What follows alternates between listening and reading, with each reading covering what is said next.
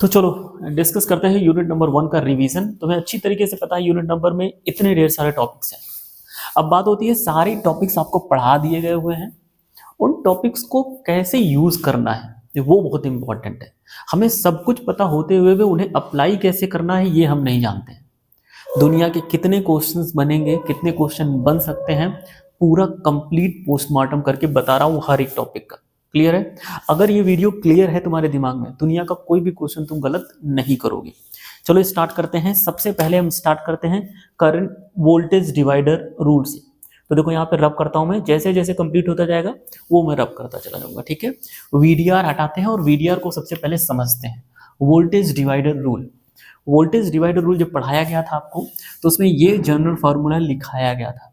और अगर आप इस जनरल फार्मूले को कायदे से देखिए तो ये मैंने कभी भी यहाँ पे R1 और R2 नहीं लिखा था। मैंने तुम्हें अच्छी तरीके से बताया था कि दो नेटवर्क हो सकते हैं, उन नेटवर्क में ढेर सारे रेजिस्टेंस हो सकते हैं, ढेर सारे कैपेसिटेंस हो सकते हैं, कोई प्रॉब्लम नहीं।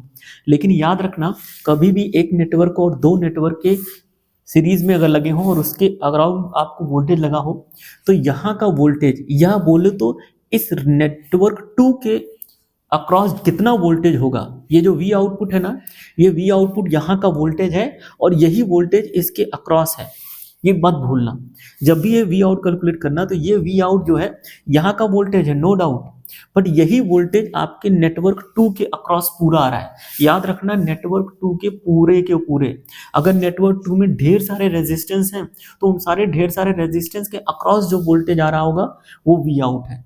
और V आउट निकालने का डायरेक्ट फॉर्मूला था, ये डायरेक्ट फॉर्मूला है। उस डायरेक्ट फॉर्मूले में अगर तुम देखोगे तो कितने कितने पैरामीटर्स हैं, एक V आउट, एक V, एक नेटवर्क 1 2 का रेजिस्टेंस, एक नेटवर्क 1 का, एक नेटवर्क 2 का रेजिस्टेंस। तो अगर देखो तो 1 2 3 4 5, टोटल 5 क्वांटिटीज हैं।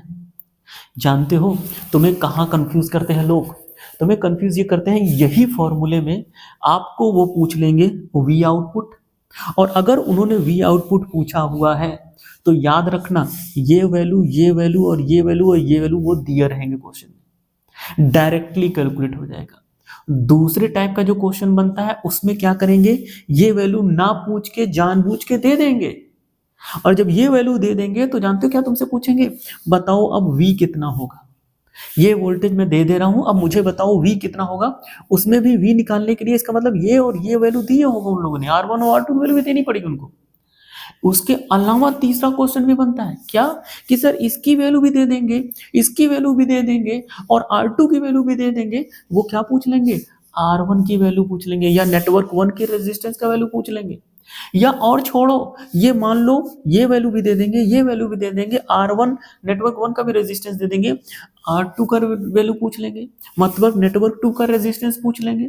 मतलब इसमें जितनी पॉसिबिलिटीज है, मतलब इक्वेशन में 5 अननोन है, 1 2 3 और 4, मतलब 4 अननोन है। उन चारों अननोन में कोई एक अननोन कर देंगे और बाकी 3 की वैल्यू दे देंगे। इसमें कौन सा रॉकेट साइंस है? लेकिन फिर भी मोस्ट ऑफ द केसेस में लड़के गलती करते हैं, क्योंकि उनके दिमाग में यही होता है कि V आउटपुट यही पूछा जाएगा। नहीं, ये नहीं पूछा जाएगा, वो कुछ भी पूछ सकते हैं, वो फ्री है, दुनिया के कोई भी क्वेश्चन बना सकता है भाई, वो क्यों यही पूछेगा। लेकिन यही फॉर्मूला लगेगा किसी भी क्वेश्चन में अगर वोल्टेज डिवाइडर का है तो। सिंपल कहानी है, दुनिया का कोई भी क्वेश्चन होगा और अगर वोल्टेज डिवाइडर, अगर दो नेटवर्क सीरीज में है, उसके अक्रॉस एक वोल्टेज लगा हुआ है तो पक्का वोल्टेज डिवाइडर लगेगा, लगा सकते हो। लेकिन अब तुम्हारी बात होती है कि ये लगेगा, ये फॉर्मूला यही लगेगा, लेकिन उसे पूछेगा क्या, वो उसके ऊपर है। दूसरी चीज, अब इसी भी बेस्ड एक क्वेश्चन करते हैं और फिर और समझ में आ जाएगा कि आप बताना क्या चाहते हो, समझाना क्या चाहते हो। अगर आप ध्यान से देखो, एक वोल्टेज सोर्स है और इसमें ढेर सारे रेजिस्टेंस लगे हुए हैं, लेकिन अगर आपसे मैं पूछता हूं कि मुझे वोल्टेज बताना है कहाँ का, सर आप वोल्टेज यहाँ का भी पूछ सकते हो, आप वोल्टेज यहाँ का भी पूछ सकते हो, कहीं का भी वोल्टेज पूछ सकते हो। तो हो सकता है कि मैंने यहाँ का वोल्टेज पूछ लिया, और अगर आपने यहाँ का वोल्टेज पूछ लिया तो इसका मतलब यहाँ का वोल्टेज आपने पूछ लिया। तो अगर आपने यहाँ का वोल्टेज पूछा है तो देखो ये एक नेटवर्क है, और अब ऊपर कितना नेटवर्क है, ऊपर पूरा का पूरा क्या नेटवर्क बनेगा, ये एक नेटवर्क 1 हो गया और ये नेटवर्क क्या हो गया, ये नेटवर्क 2 हो गया। पहला चीज। दूसरा केस, सर दूसरा केस हो सकता है भाई मैं यहाँ का वोल्टेज ना पूछूं तुमसे, हो सकता है मैं यहाँ का वोल्टेज पूछ लूं। इस केस में अगर मैंने यहाँ का वोल्टेज पूछा है, that means V output 1 this is your 2। अगर मैंने यहाँ का वोल्टेज पूछा है तो आप जरा ध्यान से देखो, ये जो नेटवर्क 1 है उसमें सिर्फ एक रेजिस्टेंस है, लेकिन जो नेटवर्क 2 हमें है, अब वो जो नेटवर्क 2 है ना, वो पूरा का पूरा नेटवर्क 2 में ये पूरा का पूरा नेटवर्क है, नेटवर्क 2।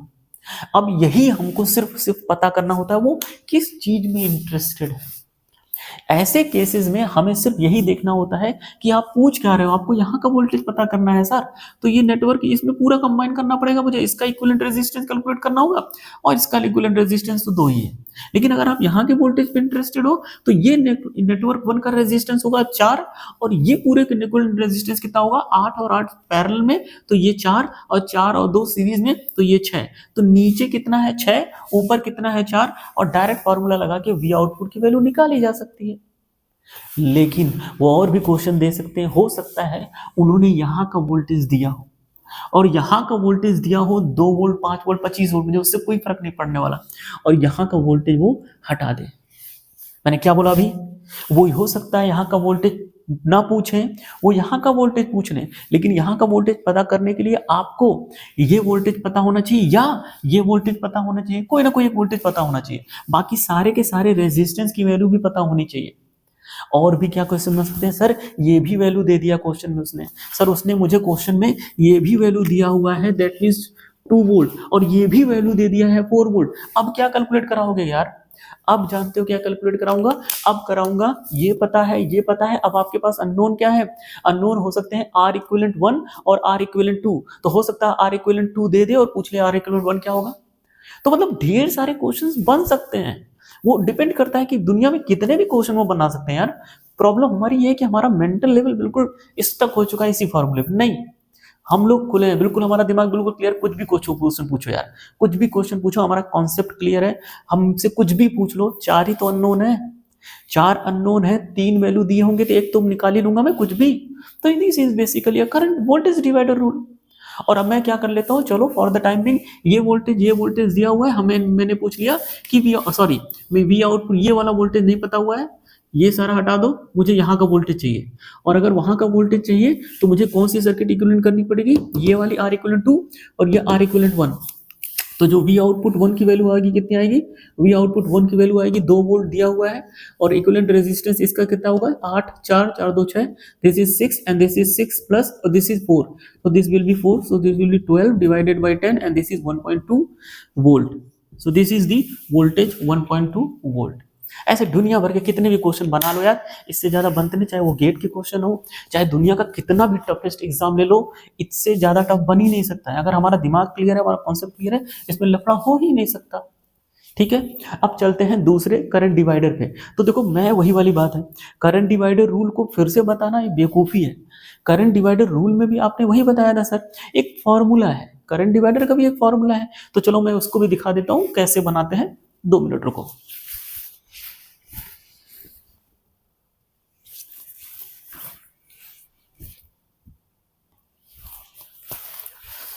तो चलो ये अब देख लो करंट डिवाइडर रूल का। Current divider rule same general formula, when जब भी भाई उसमें क्या था, 2 सीरीज में रहते हैं नेटवर्क, इसमें 2 नेटवर्क अगर पैरेलल में है और यहाँ का करंट आपको किसी तरीके से पता हो जाए, तो बस क्या करना है, I1 की वैल्यू के लिए फॉर्मूला डायरेक्ट है, I2 की वैल्यू डायरेक्ट फॉर्मूला है। इसमें भी सिर्फ क्वेश्चन क्या बनेगा, हो सकता है आपसे I1 की वैल्यू पूछ ले, कोई दिक्कत नहीं, निकाल लिया। हो सकता है वो आपसे I2 की वैल्यू पूछ ले, निकाल लेंगे। उल्टा क्वेश्चन I की वैल्यू ना दी हो, I की वैल्यू ना दी हो, उस केस में उसने I1 की वैल्यू दे रखी होगी, तो जाहिर सी बात है फिर भी वही फॉर्मूला लगेगा। हो सकता है I की वैल्यू ना दी हो, I की वैल्यू आपसे निकालने के लिए बोले, लेकिन I की वैल्यू निकालने के लिए अगर उससे बोलेगा तो जाहिर सी बात है आपको I2 की वैल्यू भी देना चाहिए या आपको I1 की वैल्यू दे दे। मतलब I1 और I2 में से किसी की वैल्यू अगर आपको पता हो तो I निकल जाएगा। दूसरी चीज, I1 की वैल्यू भी दे दिया, I की वैल्यू भी दे दिया, R2 की वैल्यू भी दे दिया, अब किसकी वैल्यू बची, R1 की। पूछ लेगा R1 बताओ कितना होगा, क्यों नहीं बता सकते, ये भी पता है, ये भी पता है, ये भी पता है, ये भी पता, यही नहीं पता, निकाल लो। अब हो सकता है R2 की वैल्यू भी ना दिया हो, तो इसकी वैल्यू पता है, इसकी वैल्यू पता है, इसकी वैल्यू पता है, लेकिन R2 की वैल्यू नहीं पता है, तो निकाल लो। चलो इसमें देखते हैं कैसे देखना होगा। सर इतनी कॉम्प्लिकेटेड सर्किट है, कैसे लगाओगे, मुझे नहीं पता। अब बात होती है sir I2 I1 formula same है, यहाँ की करंट पता है, ये एक नेटवर्क है, एक नेटवर्क दोनों किसमें कनेक्टेड है, पैरेलल में। अगर पैरेलल में कनेक्टेड है पक्का करंट डिवाइडर लगा दो, काम बन जाएगा। लेकिन 5 एम्पीयर यहाँ की करंट पता है, अब मुझे यहाँ की करंट और यहाँ की करंट निकालना आसान है, क्योंकि देखो रेजिस्टेंस भी पता है सारे, और तो और आपको I1 और I2 की अननोन है, बाकी ये पता है, तो आपको I1 और I2 निकल जाएगा। लेकिन किसी केस में क्या हो सकता है, यहाँ की वैल्यू आपसे पूछ ले कि बताओ I की वैल्यू क्या होगी, लेकिन अगर I की वैल्यू वो पूछ रहा है तो आपको क्वेश्चन में या तो I1 की वैल्यू देगा या तो I2 की वैल्यू देगा, पक्का है। तो चाहे किसी की भी वैल्यू दे दे, आपको I की वैल्यू निकल जाएगी। तो इसका मतलब अगर I2 की वैल्यू उसने दे दी 5 एम्पीयर, तो इसका मतलब ये वाला फॉर्मूला लगा दो, ये वाला फॉर्मूला लगा दोगे तो I की वैल्यू पता चल जाएगी, और I की वैल्यू एक बार पता चल जाएगी तो इसमें पुट कर दो, देखो I1 की वैल्यू भी आ गई। सिंपल। दुनिया के किसी भी क्वेश्चन में यही थिंकिंग होती है, हम लोग इस तरह नहीं सोच पाते। दूसरी चीज सोचो, सर ये देखो ध्यान से, अगर यहाँ की करंट पता है तो देखो ये छोटा सा पैरेलल नेटवर्क है, तो जाहिर सी बात है ये अगर मान लो यहाँ पे मैं 4 भी ना रखूं, डिफरेंट भी रख लूं, तो भी देखो यहाँ करंट क्या होगी, ये जाहिर से करंट होगी I3 और ये करंट होगी I4। ये करंट पता है, इसकी दोनों की करंट निकाली जा सकती है, फिर से करंट डिवाइडर लगा लोगे तो अगर क्वेश्चन में यहाँ की भी करंट पूछी है तो भी निकाला जा सकता है, लेकिन यहाँ की करंट पहले निकालनी पड़ेगी तब। तो इस तरह के करंट डिवाइडर एक ही सर्किट में, यहाँ करंट डिवाइडर लगाया, यहाँ की करंट पता कर ली, यहाँ करंट पता होने के बाद यहाँ का भी करंट पता की जा सकती है, फिर से करंट डिवाइडर लगा के। तो एक ही सर्किट में 2-2 3-3 बार करंट डिवाइडर लग सकता है, एक ही सर्किट में 2-2 बार वोल्टेज डिवाइडर लग सकता है, घबराने की जरूरत नहीं है। तो ये है पूरा ओवरऑल का सिनेरियो, और ये है आपका करंट डिवाइडर रूल और voltage divider rule. These two concepts are clear now. और दुनिया में कोई भी क्वेश्चन हो, अगर VDR और CR की गलत कर रहे हो तो तुमसे बड़ा गधा कोई है ही नहीं, क्योंकि इतना आसान चीजें हैं। जनरल फॉर्मूला याद रखो, और कुछ भी वो पूछे कितना क्वेश्चन बना सकता है भाई ये दे दे, I1 की वैल्यू पूछ ले, I1 की वैल्यू अगर वो पूछ रहा है तो तुम्हें चाहिए क्या, या तो वो I1 की वैल्यू दे दे या तो I2 की वैल्यू दे दे, क्योंकि इन दोनों फॉर्मूले में अगर तुम देखो इनकी वैल्यू दी रखी हो और I1 I2 पता हो तो I की वैल्यू निकल जाएगी। ये है आपका करंट डिवाइडर रूल। क्लियर। अब चलते हैं हम लोग दूसरे थ्योरम की तरफ।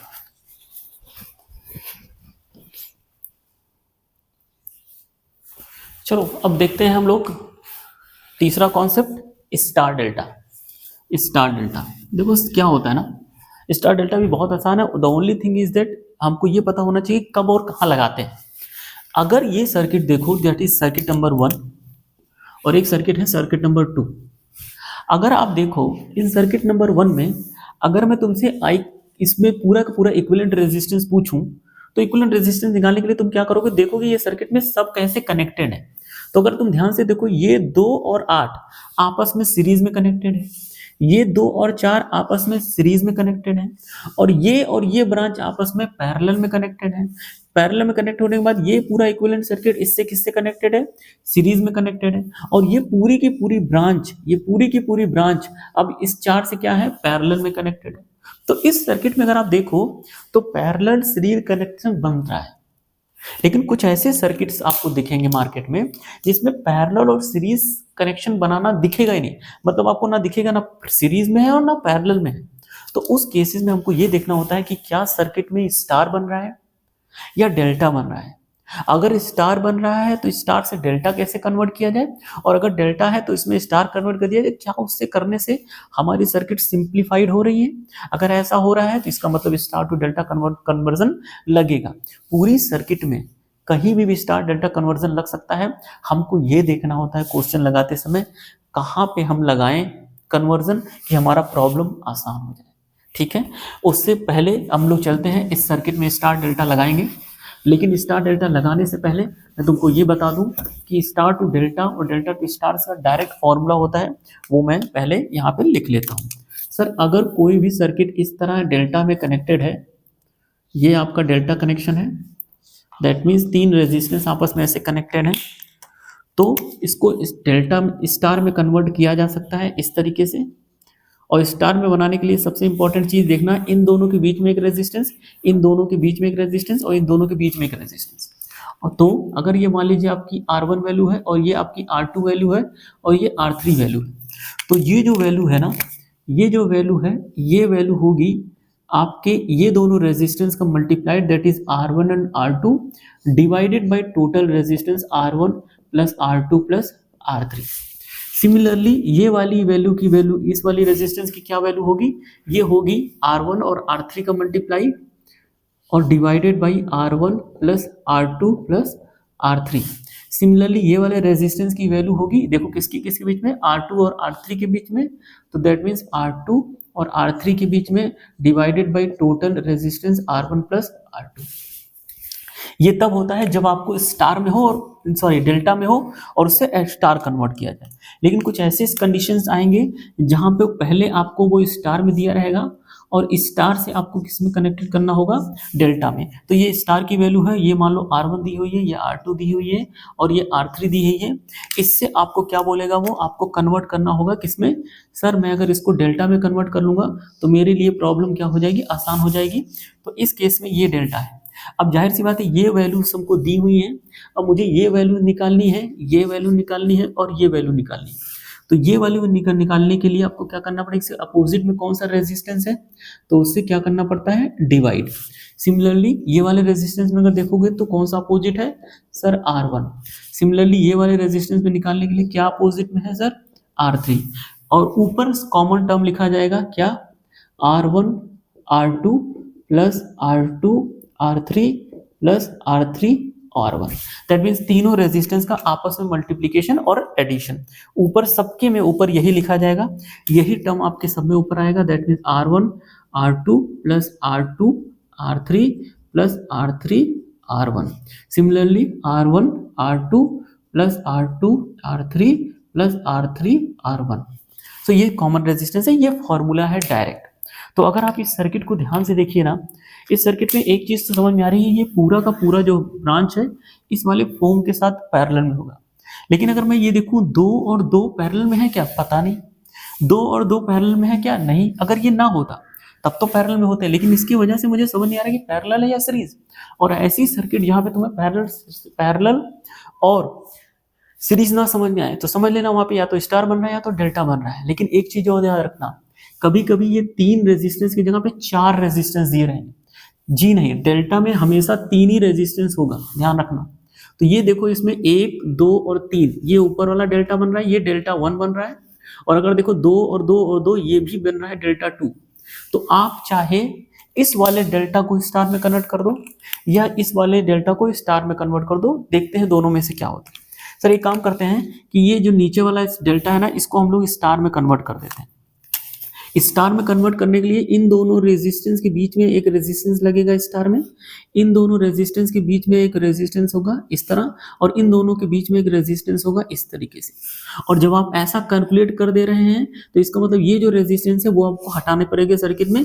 लेकिन आप देखो ध्यान से, ये दो इस रेजिस्टेंस की वैल्यू लिखने के लिए क्या करना पड़ेगा, इन दोनों को मल्टीप्लाइड करना पड़ेगा, 2 × 2 divided by 2 2 2, that means 6। Similarly ये वाली रेजिस्टेंस की वैल्यू भी लिखनी पड़ेगी 2 × 2, क्योंकि ये 2 और डिवाइडेड बाई 6। सिमिलरली ये वाले रेजिस्टेंस की होगी 2 × 2 डिवाइडेड बाई 6। जब आप इन वैल्यू को लिख लेंगे तो ये वाला रेजिस्टेंस ऑटोमेटिकली आपको क्या करना पड़ेगा, डेल्टा आपको हटाना पड़ेगा। और आपने डेल्टा को कन्वर्ट किस में कर लिया है, डेल्टा को मैंने कन्वर्ट कर लिया है एक स्टार में। और अगर आप देखो अब ध्यान से, ये वैल्यू होगी 4/3, दैट मीन्स 4/6, और ये वैल्यू भी होगी 4/6, और ये वैल्यू भी होगी 4/6। तो अब ध्यान से देखो जरा तुम, ये 2 और 4/6 आपस में कैसे हैं, सीरीज में। ये 2 और ये 4/6 आपस में कैसे हैं, सीरीज में। और ये आपस में कैसे हैं, पैरेलल में। और ये कॉम्बिनेशन आपस में कैसे हैं, सीरीज में। और ये इक्विवेलेंट जो रेजिस्टेंस आएगा वो 4 की किस में है, पैरेलल में। तो देखो पैरेलल सीरीज कनेक्शन हमको मिल गया, तो इक्विवेलेंट रेजिस्टेंस मिल जाएगी। इक्विवेलेंट रेजिस्टेंस अगर मिल जाता है किसी भी सर्किट का, तो according to the Ohm's law I = V/R equivalent. According to the Ohm's law I = V applied and the total R equivalent resistance. So V हमको पता हुआ है, R इक्विवेलेंट हमने निकाल लिया इस तरह करके, तो उससे डायरेक्टली हमें क्या करंट पता चल जाएगी, करंट I। और अगर हमें करंट I पता चल जाती है तो तुम सोचो क्या क्या कर सकते हो। अगर करंट I पता चल जा सकती है तो कोई एक ब्रांच और 2 ब्रांच आपस में पैरेलल में, तो अगर कोई इसमें करंट पूछेगा तो आप निकाल लोगे, कोई इसमें करंट पूछेगा तो निकाल लोगे। तो देखो कितना फायदा होगा, अगर I निकल जाए तो सब उसके बाद भी कैलकुलेशन की जा सकती है। मतलब अगर इसमें भी करंट पूछा हो तो सबसे पहले कौन सी करंट निकालनी पड़ेगी, ये। और ये करंट निकालने के लिए आपको सबसे पहले क्या निकालना पड़ेगा, R इक्विवेलेंट। और R इक्विवेलेंट निकालने के लिए आपको क्या करना पड़ेगा, स्टार टू डेल्टा या डेल्टा टू स्टार ट्रांसफॉर्मेशन करना पड़ेगा। याद रखना कभी भी जो डेल्टा होता है वो 3 ही रेजिस्टेंस के साथ बनेगा, और कभी भी गलती किसी क्वेश्चन में अगर 4 4 5 दिख रहे हैं तो तुम याद रखना कि 4 में से कोई ना कोई आपस में सीरीज में होगा या कोई ना कोई आपस में पैरेलल में होगा। वो मैं दिखा देता हूं कैसे। मान लो इस तरह का सर्किट है सर, मान लो इस तरह का सर्किट है, 1 2 3 4 और 5 और 6, ठीक है।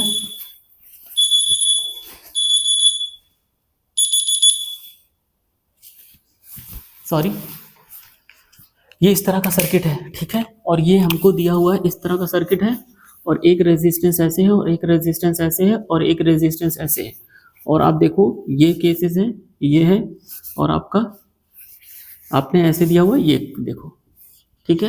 अगर आप इसको ध्यान से देखो तो तुम कहोगे सर इसमें स्टार डेल्टा कैसे लगाएं, तो तुम जरा ध्यान से देखो, ये रेजिस्टेंस आपस में सीरीज में है, ये रेजिस्टेंस आपस में सीरीज में है, तो एक रेजिस्टेंस बनेगा और ये एक रेजिस्टेंस बनेगा। ये दोनों रेजिस्टेंस आपस में कैसे हैं, पैरेलल में है, तो ये दोनों क्या बनेंगे, एक रेजिस्टेंस। मतलब कहने वाली बात, ये इक्विवेलेंट एक ही रेजिस्टेंस बनेगा और ये एक ही इक्विवेलेंट बनेगा और ये एक ही इक्विवेलेंट बनेगा। तो देखो 1 2 और 3, अब ये तीनों आपस में कैसे कनेक्टेड है, डेल्टा में। तब उसके बाद स्टार लगाना, तब इसके बाद इन दोनों के बीच में एक रेजिस्टेंस और इन दोनों के बीच में एक रेजिस्टेंस और इन दोनों के बीच में एक रेजिस्टेंस, देखो स्टार। तो अब इन सब इस वाले दोनों रेजिस्टेंस को यहाँ से हटा देना पिक्चर से, और ये वाला रेजिस्टेंस हट जाएगा इस पिक्चर से, और ये सिमिलरली ये वाला रेजिस्टेंस हट जाएगा इस पिक्चर से। तो देखो जो सर्किट डायग्राम बन रहा है कुछ इस तरह बन रहा है, और उसमें देखोगे तो ये और ये आपस में किसमें हो गए, अब सीरीज में, और ये आपस में कैसे हो गए, सीरीज में। तो देखो ये सीरीज में हो गया, लेकिन अब फिर से क्या हुआ, ये बंदा होगा, फिर से यहाँ पे एक डेल्टा बन रहा है, फिर से स्टार लगा दोगे तो ईजी हो जाएगा। तो इस तरह के ढेर सारे क्वेश्चन होंगे, हमको दिखते हैं 4 है, लेकिन हम 4 में कैसे लगा सकते हो, पहले उसको देखो वो 3 बनेगा, बना लेना, फिर इसके बाद स्टार डेल्टा लगाना। याद रखना स्टार डेल्टा लगाने के लिए 3 ही रेजिस्टेंस तुमको दिखने चाहिए। अगर वो डेल्टा बनेगा तो डेल्टा के इन दोनों रेजिस्टेंस के बीच में एक रेजिस्टेंस लगा देना, इन दोनों के बीच में एक रेजिस्टेंस लगा देना, इन दोनों के बीच में एक रेजिस्टेंस लगा देना, और फॉर्मूला यही है। ये होता है स्टार टू डेल्टा कन्वर्जन, और इस तरह का अप्रोच करते हैं, और इसमें कोई भी क्वेश्चन हो आप आराम से कर सकते हो। क्लियर।